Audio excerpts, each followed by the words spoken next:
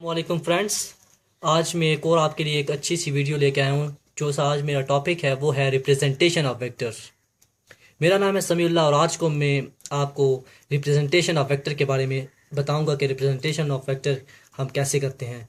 हम यानी कि कैसे किसी वेक्टर को हम रिप्रेजेंट करते हैं। सबसे पहले मैं आपको थोड़ा सा वेक्टर का रिकॉल कर देता हूँ कि वेक्टर क्या होता है। जैसा कि हमने पिछली वीडियो में मैं आपको डिस्क्रिप्शन में लिंक भी भेज दूंगा कि वेक्टर के बारे में मैंने एक वीडियो बनाई थी, आप वो भी देख सकते हैं। इधर भी मैं आपको थोड़ा सा रिकॉल कर देता हूँ कि वेक्टर वो क्वांटिटी होती है जिसको डिस्क्राइब करने के लिए मैग्नीट्यूड और डायरेक्शन की ज़रूरत होती है। यानी वो क्वांटिटी जिसको खुद को डिस्क्राइब करने के लिए, समझाने के लिए मैग्नीट्यूड और डायरेक्शन की ज़रूरत हो, उसको हम वेक्टर कहते हैं।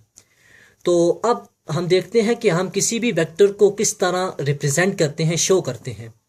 अब इसको हम दो तरीकों से रिप्रेजेंट कर सकते हैं वेक्टर को। एक है हमारे पास मेथड ग्राफिकल और दूसरा है हमारे पास सिंबॉलिकली। पहला है सिंबॉलिकली, यानी हम सिंबॉलिकली किसी भी वेक्टर को किस तरह रिप्रेजेंट करते हैं, और दूसरा है ग्राफिकली। तो सबसे पहले हम देखते हैं कि सिंबॉलिकली हम किसी भी वेक्टर को कैसे डिनोट कर सकते हैं, यानी किस तरह हम किसी लिखाई में लिख कर हम कैसे वेक्टर को रिप्रेजेंट कर सकते हैं। तो वेक्टर को हम यानी हमारे पास एक मिसाल के तौर पर एक वेक्टर है जो कि हमें गिवन है, वो है उसका हम उसको डिनोट करते हैं ए, यानी ए वेक्टर है जो कि हमें गिवन है। अब इसको हम रिप्रेजेंट कैसे करेंगे? हम इसको रिप्रेजेंट मुख्तलिफ तरीक़ों से कर सकते हैं। एक ये कि हम इसी ए को हम जो सा हमें गिवन है इसको हम बोल्ड लेटर में लिखते हैं, ज़रा सा बोल्ड करके इस लेटर को लिखते हैं। इस तरह एक वेक्टर रिप्रेजेंट होता है, ज़रा सा बोल्ड। दूसरा तरीका ये है कि हम वेक्टर के ऊपर एक लाइन, एक रे लगा दें और हेड उसका लगा दें आगे, डायरेक्शन को शो करने के लिए। ए वेक्टर ये है कि हम इसको स्मॉल लेटर में लिख के ऊपर से ऐसे लाइन वेक्टर को शो कर दें, या हम इसके कैपिटल लिख के नीचे भी रे लगा सकते हैं, लाइन सेगमेंट, और इसको हम स्मॉल में लिख के इसके नीचे भी ऐसे लाइन लगा सकते हैं। यानी इन तरीक़ों से हम किसी भी वेक्टर को सिंबॉलिकली रिप्रेजेंट कर सकते हैं। अब जाता हूँ मैं कि हम ग्राफिकली किसी भी वेक्टर को किस तरह डिनोट करते हैं। तो ग्राफिकली वेक्टर को किसी भी डिनोट रिप्रेजेंट करने के लिए, शो करने के लिए हमें रेफरेंस की ज़रूरत है, यानी इट नीड सम रेफरेंस। तो रेफरेंस, अब मैं आगे चल के आपको वीडियो में, आप वीडियो देखते रहे, मैं आपको आगे जाके बताता हूँ कि रेफरेंस क्या होती है। उससे पहले मैं आपको बताता हूँ कि ग्राफिकली हम किसी भी वेक्टर को किस तरह प्रेजेंट कर सकते हैं। तो ये दो तरीक़ों से, यानी दो इसमें चीज़ें इन्वॉल्व होती हैं। एक होता है लाइन सेगमेंट, और दूसरी जो सी चीज़ होती है किसी भी वेक्टर को रिप्रेजेंट करने के लिए, वो होता है एरो हेड। सबसे पहले बात करते हैं कि लाइन सेगमेंट। लाइन सेगमेंट किसी भी वेक्टर की लेंथ को डिनोट करती है, और वो लेंथ किसी भी वेक्टर के मैग्नीट्यूड को डिनोट करती है कि कोई भी वेक्टर कितना लार्ज है, कितना बड़ा है। और ये मैग्नीट्यूड डायरेक्टली प्रोपोर्शन होता है उसके लेंथ के, यानी जो सी लेंथ है किसी भी वेक्टर की वो डायरेक्टली प्रोपोर्शन होती है उसके मैग्नीट्यूड के, यानी directly proportion to the length of the line segment, length of the line segment. और एक और बात है कि ये जो सी लेंथ है हम इसको मेजर करते हैं एक एप्रोप्रिएट सा स्केल लेकर। किसी भी जो सा हमें एक स्केल हमारे पास है कोई भी, उससे हम इसको पहले मेजर करेंगे कि इसकी लेंथ कितनी है, और फिर इसको हम किसी भी वेक्टर के मैग्नीट्यूड को हम शो करेंगे। अब जाते हैं एरो हेड क्या करता है।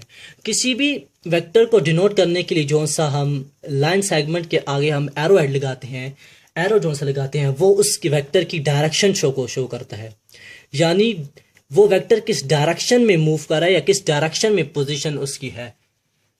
इसके लिए हम मिसाल लेते हैं एक, कि हमारे पास एक ऊपर हम ले लेते हैं, ऊपर हमारे पास नॉर्थ है, इस साइड ईस्ट है, नीचे साउथ और इधर वेस्ट है। एक वेक्टर है जो कि हमें गिवन है मिसाल के तौर पर एक ए वेक्टर है,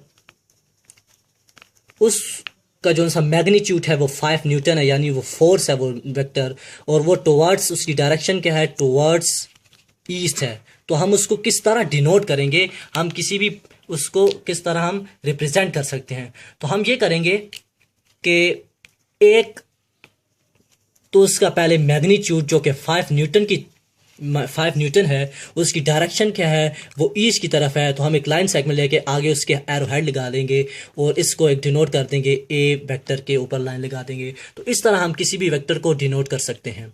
अब हम चाहते हैं कि मैग्नीट्यूड को हम कैसे किसी भी वेक्टर के डिनोट करते हैं। तो मैग्नीट्यूड को हम सिंपल किसी भी वेक्टर के डिनोट करने के लिए करते हैं कि जौन सा वेक्टर हमें गिवन है उसका सिंपल हम नाम लिख के, यानी ए वेक्टर गिवन है तो ए का नाम लिखते, उसके इर्द गिर्द हम ऐसे लाइनें दो लगा देते हैं, वर्ड पैरेलल लाइनें लगा देते हैं। इसको हम पढ़ते हैं ए मॉडुलस, इस लाइनों को हम पढ़ते हैं मॉडुलस। तो इसके ऊपर हम एक वेक्टर की, क्योंकि ये वेक्टर है तो ऊपर वेक्टर का निशान डाल देंगे। तो इस तरह किसी भी हम वेक्टर के मैग्नीट्यूड को डिनोट करते हैं। तो अब जो सा हमें ऊपर एग्जाम्पल में मैंने लिया है 5 न्यूटन उसका मैग्नीट्यूड है, उसको हम डिनोट करते हैं कि कैसे करेंगे।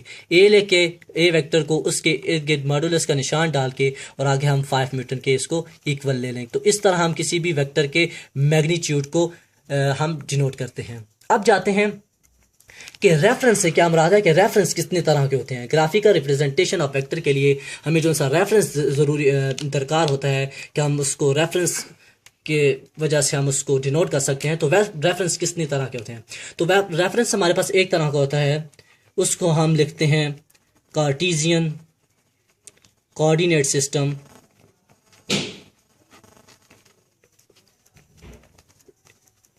या उसको हम ये भी कहते हैं रेक्टेंगुलर कोऑर्डिनेट सिस्टम भी कहते हैं। और इसको हम दूसरा है फ्रेम ऑफ रेफरेंस, ये भी एक ही चीज़ है, फ्रेम ऑफ रेफरेंस।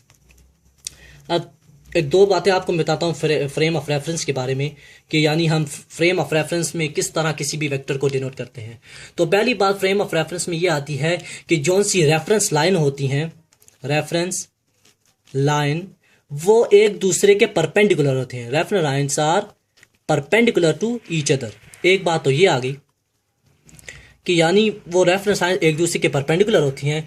और दूसरी बात जो हमारे पास दूसरी जो सी बात आती है फ्रेम ऑफ रेफरेंस में, वो ये है कि point of intersection of these lines are known as origin. यानी जिस पॉइंट पर ये रेफरेंस लाइंस एक दूसरे के साथ इंटरसेक्ट करते हैं उस पॉइंट को हम ओरिजिन पॉइंट कहते हैं।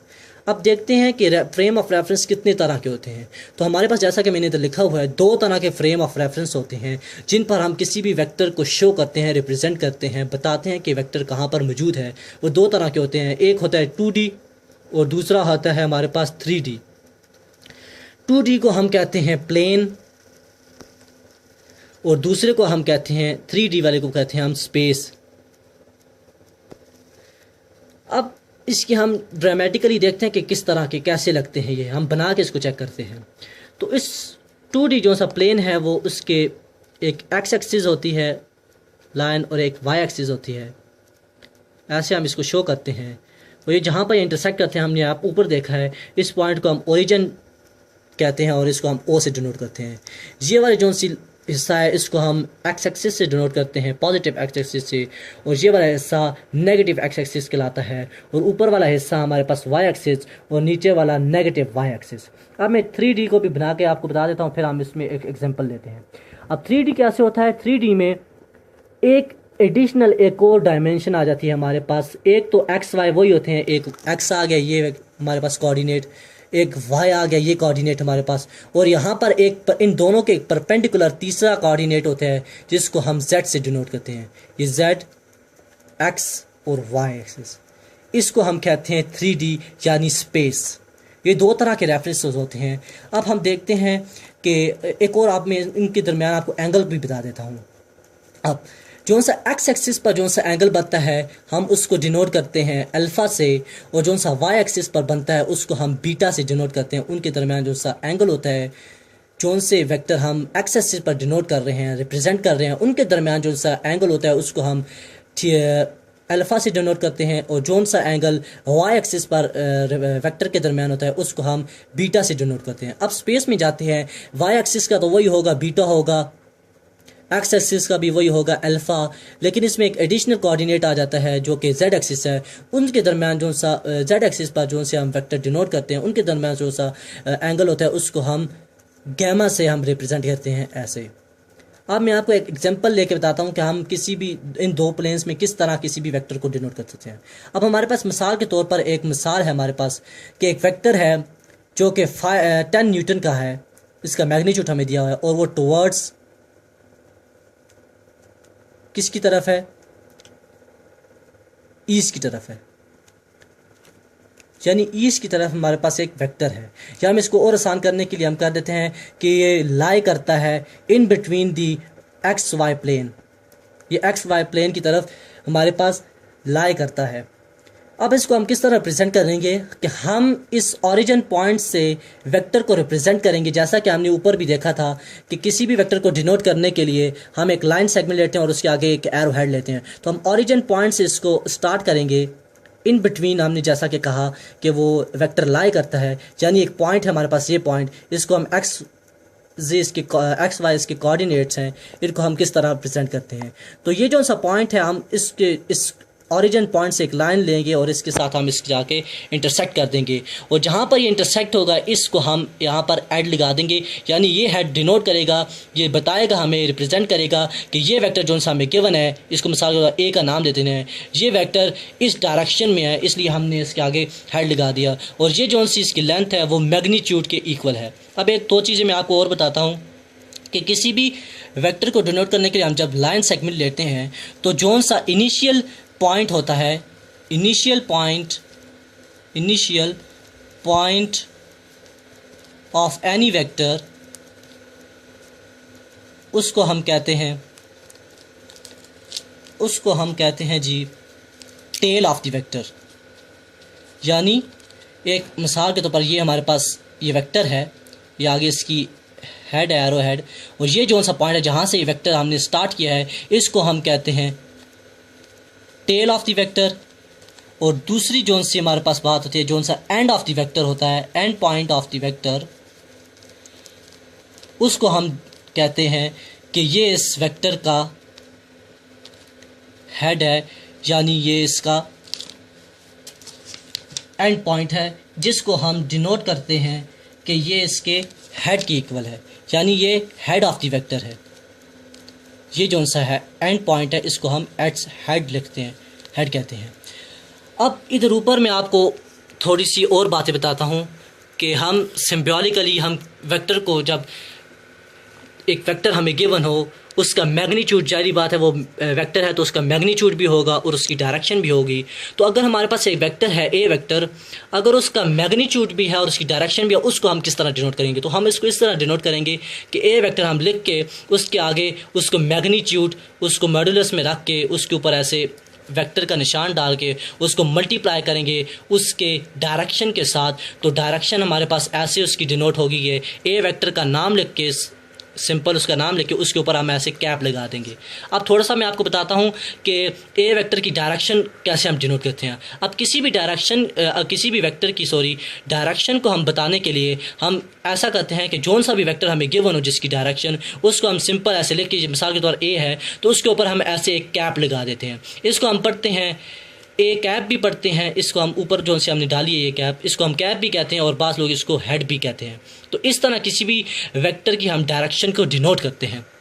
अब आपसे एक रिक्वेस्ट है, मैं आपको पता है कि मैं कितनी मेहनत से आपको पढ़ा रहा हूँ, तो आपसे ये रिक्वेस्ट है कि आपको अगर मेरी वीडियो अच्छी लगे तो इसको लाइक करें, सब्सक्राइब करें, और अगर आपको कोई मुश्किलात हो तो आप मुझे कमेंट बॉक्स में भी कह सकते हैं। अब वीडियो आप एंड तक देखते रहें ताकि आपके कंसेप्ट और क्लियर हो जाएं। अब आपको मैं एक ईटा के मुतालिक एक आपको मैं छोटी सी एक एग्जांपल देता हूं कि ईटा के पास पेपर में आ चुकी है। ईटा क्वेश्चन है ये हमारे पास, ये आपके लिए बहुत इंपॉर्टेंट है क्योंकि आप सेकेंड ईयर के बाद ईटा के मुख्तलिफ बच्चे एग्ज़ाम देते हैं मेडिकल यूनिवर्सिटीज़ में होने के लिए, कॉलेजेस में होने के लिए। तो उसके हवाले से ये क्वेश्चन आता रहता है ईटा के पास पेपर में भी, बड़ा इंपॉर्टेंट क्वेश्चन है, 4 नंबर का क्वेश्चन होता है। तो आप ध्यान से इस वीडियो को देखें और वीडियो को आखिर तक देखें ताकि आपके कंसेप्ट और अच्छे हैं और आप ईटा को भी क्वालिफाई कर सकें। तो हमारे पास क्वेश्चन जो सा है वो क्वेश्चन में कहता है कि विच ऑफ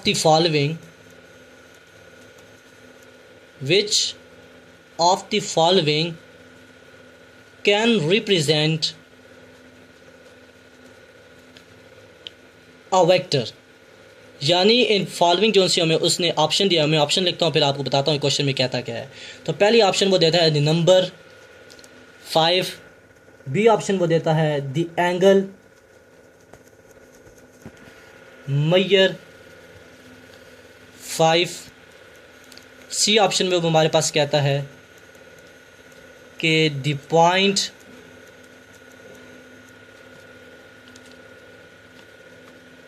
5,5, और चौथा जो सा हमारे पास डी ऑप्शन वो देता है वो है द आउटकम 5+5। अब एक एक करके हम इस देखते हैं कि ये हमें ऑप्शन में क्या देता है।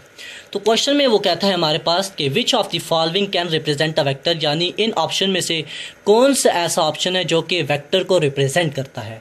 अब हमने जैसा कि देखा कि वेक्टर को रिप्रेजेंट करने के लिए हमारे पास ये ज़रूरी है कि वेक्टर का डायरेक्शन भी वो ऐसा हम ऑप्शन को चूज़ करेंगे कि जो कि डायरेक्शन को भी ले रहा हो और हमारे पास उसका मैग्नीट्यूड भी हमारे पास बता रहा हो। तो पहले ऑप्शन में वो कहता है द नंबर 5, तो ये ऑप्शन तो इधर से गलत हो जाता है क्योंकि वो सिर्फ हमारे पास मैग्नीट्यूड देता है, डायरेक्शन की कोई हमारे पास वो बताता नहीं है कि डायरेक्शन भी है। तो नंबर 5 जो है सिर्फ न्यूमेरिकल नंबर होता है हमारे पास, वो हमें पता है कि वो मैग्नीट्यूड कहते हैं, लिहाजा ये ऑप्शन गलत हो जाता है। दूसरा ऑप्शन है वो दी एंगल 5, यानी वो हमें सिर्फ एंगल के बारे में बताता है, कोई डायरेक्शन मखसूस या हमें मैग्नीट्यूड के बारे में नहीं बताता, लिहाजा ये क्वेश्चन ऑप्शन भी गलत हो जाता है। अब तीसरा ऑप्शन ज़रा समझने वाला है, वो कहता है दी पॉइंट 5,5, यानी ये हमें बताना चाहता है कि एक हमारे पास कोऑर्डिनेट सिस्टम है, कोऑर्डिनेट्स हैं x axis, positive x axis और नेगेटिव एक्स एक्सिस, ऊपर वाई एक्सिस और नीचे नेगेटिव वाई एक्सिस, कि उसमें दो कोऑर्डिनेट हैं वाई एक्स और वाई, उसकी जो सी वैल्यू है 5,5। यानी यहाँ पर एक मिसाल के तौर पर एक उसने हमें बताया है कि एक वेक्टर है, उसकी जो सी कोऑर्डिनेट है वो 5,5 है। यानी एक्स एक्सिस पर 5 मेजरमेंट लेके 1 2 3 4 और 5, और वाई एक्सिस पर 5 लेके 1 2 3 4 5, इसको जब हम आपस में मिलाएंगे यानी इधर से और इधर से, तो ये एक वेक्टर बन जाता है। और ओरिजिन से जिस वक्त हम इसको लाइन को इसके साथ इंटरसेक्ट करेंगे तो ये वेक्टर हमारे पास बन जाता है, जो कि एक डायरेक्शन को भी मखसूस हमें बता रहा है, क्योंकि ये हेड हमें बता रहा है कि ये इस डायरेक्शन में पॉइंट है, और इसका हमारे पास टेल जो सी है वो मैग्नीट्यूड को बता रही है, लिहाजा ये ऑप्शन करेक्ट होता है, क्योंकि हमें डायरेक्शन भी बता रही है और मैग्नीट्यूड भी बता रही है, इसलिए ये ऑप्शन करेक्ट होता है। अब आखिरी ऑप्शन में भी देखते हैं ये क्या कहता है। अब आखिरी ऑप्शन में हमें कहता है द आउटकम 5+5। अब आउटकम का ये मतलब है कि इन दोनों को जमा करें, पहले हम तो इसका आउटकम क्या लिखते हैं। अब जिस वक्त हम 5 और 5 को प्लस करेंगे ज़ाहिर बात है 10 आएगी, और ये फिर न्यूमेरिकल वैल्यू है। हमें पता है कि जब भी वेक्टर को हम रिप्रेजेंट करते हैं उसके लिए न्यूमेरिकल वैल्यू और साथ में हमारे पास डायरेक्शन होना लाजमी है, लिहाजा यहाँ पर सिर्फ वो मैग्नीट्यूड के बारे में बता रहा है, डायरेक्शन के बारे में नहीं बता रहा, लिहाजा ये ऑप्शन भी गलत हो जाता है। तो अब ये थी हमारा आज का ये हमारा टॉपिक। तो अगर आपको अच्छा लगा हो तो आप ज़रूर हमारे इस वीडियो को लाइक करें और ज़्यादा से ज़्यादा शेयर करें, और हमें हमारे चैनल को सब्सक्राइब करें ताकि आप ऐसी हमारी अच्छी सी वीडियो आगे देखते रहें। और आपसे एक रिक्वेस्ट ये भी है कि अगर आपको मेरी ये वीडियो अच्छी लगे तो आप कमेंट बॉक्स में मुझे कमेंट करके बता सकते हैं, ताकि मैं आपका फ़ीडबैक लेता रहूं कि आपको मेरी अच्छी वीडियो लग रही भी है या नहीं। तो आइंदा इंशाल्लाह मैं कोशिश करूंगा कि आपके लिए और अच्छी सी वीडियो लेते रहूं और आपके लिए इससे भी ज़्यादा नॉलेज लूं। आपने देखा भी वैसे होगा कि यूट्यूब पर रिप्रेजेंटेशन ऑफ वेक्टर्स के लिए बहुत ज़्यादा वीडियो हैं, लेकिन मैंने कोशिश की कि आपको उनसे ज़्यादा इंफॉर्मेशन दूँ, ज़्यादा नॉलेज दूँ। तो लिहाजा आपसे मैं इजाज़त चाहता हूँ। इंशाल्लाह अगली वीडियो में आपसे मुलाकात होगी। अल्लाह हाफ़िज़।